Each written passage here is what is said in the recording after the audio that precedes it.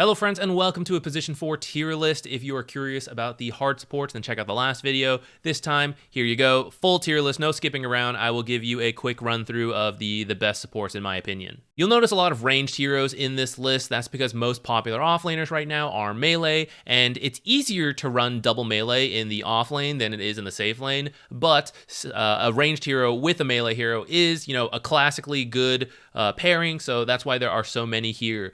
So let's start off with the S tier, Rubick and Skywrath. They're pretty much the same as the last patches, so I don't want to go too much into them. But Rubick, although he got, some nerfs, also got some buffs in my opinion. He's pretty much the same, loves the current meta, gets high levels, steals a lot of great spells for these early active fights, so he's still up in the S tier in my opinion. Skywrath, again, great laner, lots of harass. Atos, cheaper on him, or cheaper in general, and he loves it, so that's been a really nice pairing for him. And again, working with many of these active offlaners, it just sets him up to get easy kills, to set people up with his slow and silence, or to get the kills himself with his ultimate damage.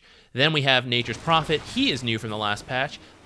He's been getting like some buffs, and it wasn't quite enough. And then this patch, he got damage on Sprout, which really just pushed him over the edge. He is fantastic in the lane, just tons of harass, and then he teleports all over, has a very flexible skill build to build whatever you need. I personally actually think he's better in the 5 position, but in a pub game, I don't think it matters all that much, and he is strong in the 4 support as well, and strong enough to be an S tier in my opinion.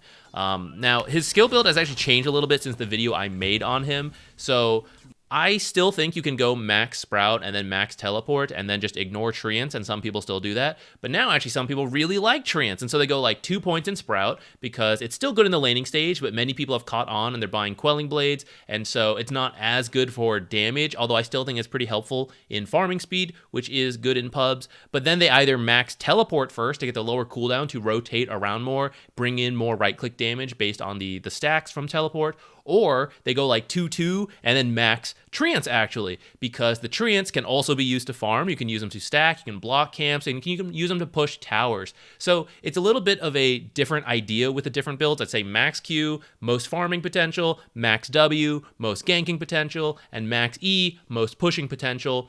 So every game could require a different build, but there's tons you can do. That's why I think he's so fun, and if you've never played him, I highly recommend you give him a shot before he is 100% getting nerfed in the next patch. Then we've got Earth Spirit. His main buff this time around was that when he rolls, he is invulnerable. Now, when you start the roll, you can still be stunned, you can be interrupted, but once you're actually rolling, you just can't be touched, can't be stopped pretty much, and so that has been very, very good for him. He's even being played in the mid position. It's a ton of fun to watch a great Earth Spirit player play him in the mid role, but he is still a fantastic 4 if you want to play him. And like I said, even though he's melee and you might get another melee offlaner, it's actually kind of okay because he has an initiation.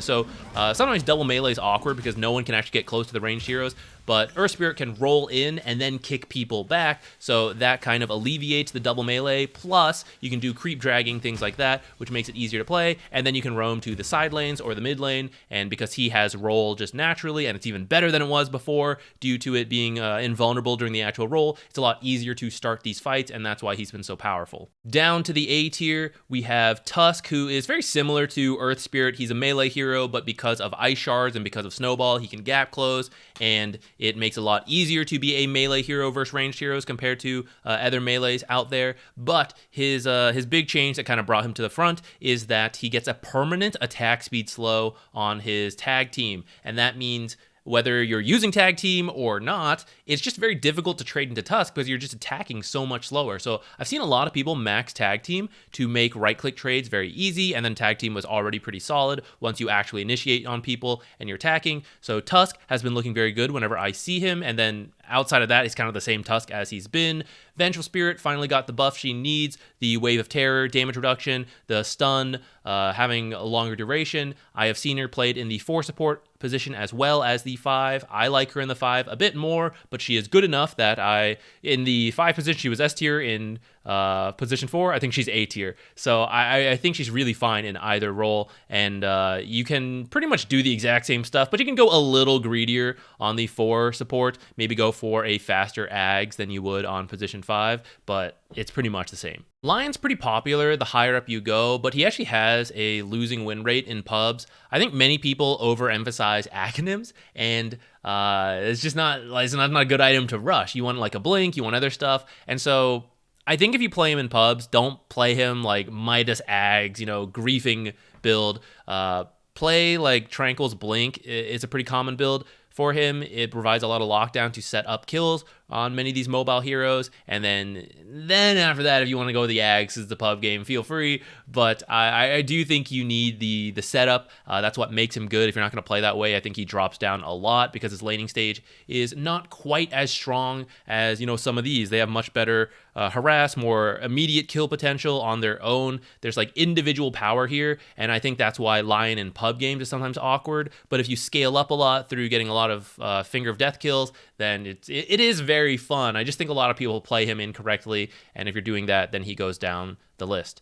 Grimstroke, because of the E change, he's a lot easier to play now. Combo with all these melee offlaners, you just use Inkswell on them and they go in. And then with all these melee heroes, it's also easier to get Soulbind off to actually bind onto heroes. When there's a lot of ranged heroes, it's more difficult. So he's been doing very well for himself. Dark Willow's big change is that she can use Bedlam on herself or her ally, so she can actually throw it over, and that helps a lot. It means when you have your melee offlaner again, like a Legion commander who finally gets to her Blink Dagger, you use Bedlam on her, she Blink Duel someone, and she's immediately right on top of someone with the Bedlam going, whereas before, you as Dark Willow would have to run in, and although you have Shadow Realm, you are a fairly squishy ranged hero, you're not that interested in being point blank melee range, and so it's kind of awkward to use Bedlam sometimes, even though it's such a powerful ability, but now being able to use it on allies has made her life much easier. And then besides that, she's still like the same Dark Willow. She has all these roots on the ground that are very annoying for melee heroes, a lot of crowd control to set up for her team, a very annoying laning stage. Even though her attack range is a little on the shorter side, she has a lot of right-click damage from being a universal hero, and then good attack speed. So her laning stage is annoying, and then she just, this Bedlam change has been very nice for her. Phoenix, same thing as a position 5 that I mentioned. The Sunray with all these melee heroes is just very easy to use on everyone and then provide the mischance on the enemies. The Egg survives more because melee heroes have a harder time getting to it. So Phoenix just in a great spot due to more of the meta changes as a whole, in my opinion, rather than, well, I don't know. Mischance on Sunray is really good. So I guess that was a big buff to Phoenix, but it is the meta as well that I think made Phoenix good. Spirit Breaker did get nerfed in this most recent patch. A lot of his charge speed is slower at early levels, so that part is kind of sad for the hero, and maybe he should even go down like one more tier, but I think in pub games he is still very strong, especially with like other global heroes like Nature's Prophet and Dawnbreaker are very popular. If they're not 4 supports, like he can be a 5, she can be an offlaner, and you just get like this global lineup because these heroes can teleport in, you charge in. So I still really like it for pub games and for setting up stuff because pub games are frequently lacking stuns and Spirit Breaker has a ton. But I do think he's worse than the last patch. So if you want to try like someone new, now's a good time. Dawnbreaker's big change is that she pierces spell immunity or debuff immunity with her ultimate now. She didn't have that before, and with more melee heroes, it's easier to just stun a lot of these heroes at once. She also got some other small buffs like base armor, which made her laning stage easier. She also has a gap closer as a melee hero, which helps a lot. And then after that, out of the laning stage, you can play the map because you have that global teleportation. I think it makes it really good for pub games, especially, so you can just split push, you can defend different lanes, whatever, and still show up to fights. Nyx Assassin is still relatively good. I'm somewhere between A and B tier. I think like with Spirit Breaker, I'm willing to move him down somewhere here. But I do think there's still a lot of mobile mid heroes that Nyx is fantastic against because of Carapace, and then you stun them. There's these split pushers like Dawnbreaker and Nature's Prophet that might be on the enemy team that you can try to hunt down on your own, or if you have one of these two on your team, like I said, in the 5 role or off lane, then you find a target, you stun them, they join the fight, and it's easy kills. So I think he's a little more reliant on his team than he used to be due to the nerfs to his W that used to give you a lot of individual damage that you could maybe get more kills on your own. He's been getting those nerfs, but it can still be good so long as he makes sense in the overall draft. And many heroes that have become popular, kind of like you can see some here, right? They actually don't have, or they have a lot of damage that is uncontrollable, and they just throw out spells. And so Spiked Carapace is still a great way to set up stuns, maybe mess up like a Phoenix coming in, and you mess up the dive, and then you kill the Phoenix before the egg can go off, or like Dawnbreaker. It's actually harder than I realized because Dawnbreaker's ult only pulses every half second, but if you do get a blink, it is possible to blink Carapace, cancel the Dawnbreaker ult. So there are things like that that still make him very good. But it's worse than the last patch where he was definitely an S tier support in the 4 role. Keeper of the Light 4 support I think is better in the pro scene than the pub scene because it requires some coordination between your offlaner using the chakra magic for the cooldown stuff and then also being able to go do multi-stacks, which is very good for someone on your team, like the gyro carries, the mid laners who want to like pop off, or your offlaner who's like some Tide Hunter, right? In pub games, that stuff just like tends to not be as good. He's also a bit tough to use your spells correctly without griefing yourself. So in a pub game, I would actually move him down maybe to the B tier, but in the pro scene, I think they make better use of him, and he's somewhere, I don't know, he's also somewhere between A and B. Clockwork didn't really change all that much from last patch. He was solid then, and he's solid now. I actually don't have that much to say to him. He's good versus melee heroes because of power cogs and battery assault. He's a solid initiator without needing too much gold, so just all around a great hero. And then Earthshaker, I think, is another hero who benefits a lot from there being more melee heroes in the game. He did get some buffs which help him, like his Aftershock radius got a little bit bigger, his attack range on Totem got a little longer.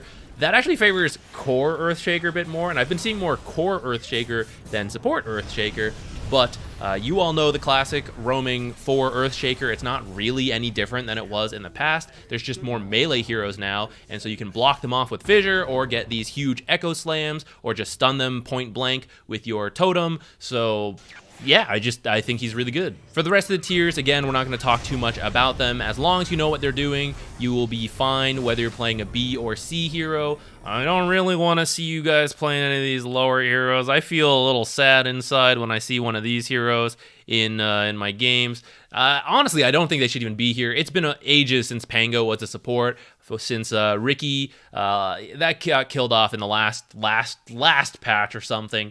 But I'm gonna have him here in case any returning Dota players are like, oh, I remember you could play these guys. Yeah, it's not really a thing right now, so I wouldn't really pick them. Many 5s, especially the ones at the top, like the S tier and A tier heroes that you saw in the other video, or if you haven't seen it, you're going to go see it after this, I'm sure. Many of them can play 4 if you need to in pubs. It's not the best, but I do think they fall somewhere like down here, C or B tier, as long as you know what you're doing, or because you just don't play very many 4 supports, you're more of a hard support player, you just kind of get by in those games, then they will work, like Warlock, Witch Doctor, Jakiro. Many of these are like better as 5s in my opinion, but you can make them work as 4s. Special shout out to Invoker support. This is not something you can do all the time. I think it's a lot of fun if you like Invoker. He is difficult, don't get me wrong. And you do need an active offlaner because I think he wants to like play with Cold Snap, EMP Tornado stuff in the early game. And if you have someone who's like very passive, just farming, it feels very awkward as Invoker. You are not a hero who is going to do a lot with very little. You want levels, you want money from kills, and so it's better to have an aggressive draft. If you want to play him, I recommend you type into the chat like, hey, can we get an active offlaner, something like that we can get kills with, because yeah, it feels pretty weird when you're just sitting around super passively. It's not a fun time, but he is very fun himself with all these spells, so if you want to give him a go, now is the time. He was way overbuffed before. He is better as a mid hero, but he works as a 4 support. If you're a very good Invoker, I think he moves up to like A tier. If you're new to Invoker, he probably moves down a tier. He is harder to run in pubs, I'd say, than like a coordinated team, but I still think he's a lot of fun, and so he's my special shout out. It's not something you can do all the time. When he gets nerfed again, maybe, he might drop out of here, and who knows how long it'll be till you can play him again. So if you've ever been curious about it, try it out now. So that's all I've got to say for this tier list. Let me know if you've got any questions, or if you think any hero should move up or down. I would love to hear it. Again, if you haven't seen the 5 support tier list, go check out that video, and if you've already seen that, then I'll see you in a future video. Bye!